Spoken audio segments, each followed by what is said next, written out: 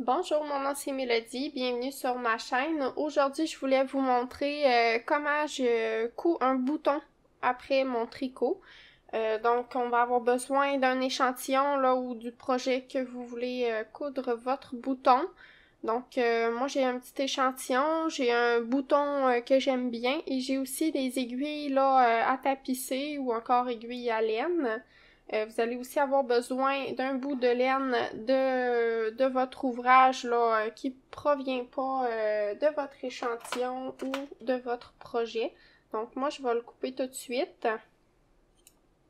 Et voilà. Donc là, j'ai un petit bout de fil que je vais pouvoir coudre mon bouton avec. Donc ce que je vais faire, si les trous de boutons sont assez petits, on va pouvoir se faire un petit nœud là, pour pouvoir aller le coudre par en dessous. Sinon, c'est pas bien grave, on va y aller d'une autre façon plus traditionnelle. Donc, pour choisir votre aiguille à tapisser, faut en choisir une, évidemment, là, que ça va rentrer dans vos trous de boutons. Donc, celle-là est trop grosse, là, on va vraiment y aller avec quelque chose de plus petit.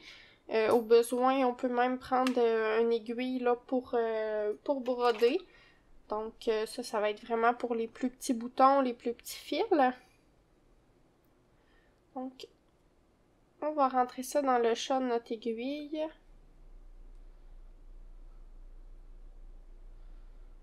Pas nécessairement facile quand le chat est très petit et que la laine est plus grosse. Et voilà. Parfait. Donc là, on veut le coudre au centre. Par exemple, là, on peut le coudre aussi là, à l'endroit... par exemple, si on va avoir une belle tension, on peut essayer, là, voir où est-ce que notre boutonnière va arriver. Puis, moi, ça va être au milieu, là, pour le bien de la démonstration. Donc, on va piquer à peu près au milieu ici. Puis, on va venir ressortir ça par un des trous de bouton. Et voilà. Fait que là, on fera pas tout ressortir le fil parce que nous, on n'a pas fait de nœud à la fin là, pour que ça bloque.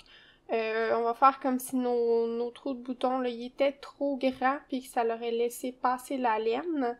Donc, on va aller directement piquer, là, sans faire sortir toute la laine, on va repiquer l'autre côté ici. Puis, on fait pas sortir ça exactement par le même trou, sinon vous allez voir vos boutons vont être un peu lâches.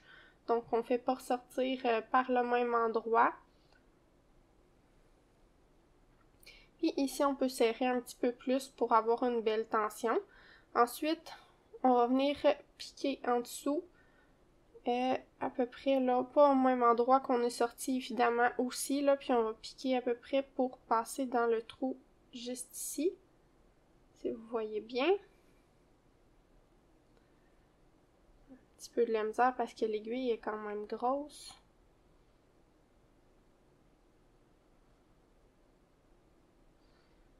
J'ai pas de dé à coudre, donc ça me fait mal en dessous.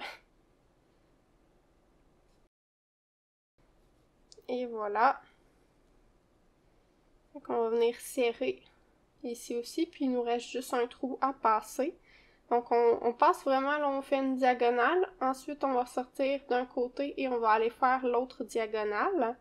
Donc quand on pique, on va ressortir là, vous voyez on est dans le trou du début, on va aller essayer de piquer ailleurs pour avoir vraiment un bouton solide. Disons que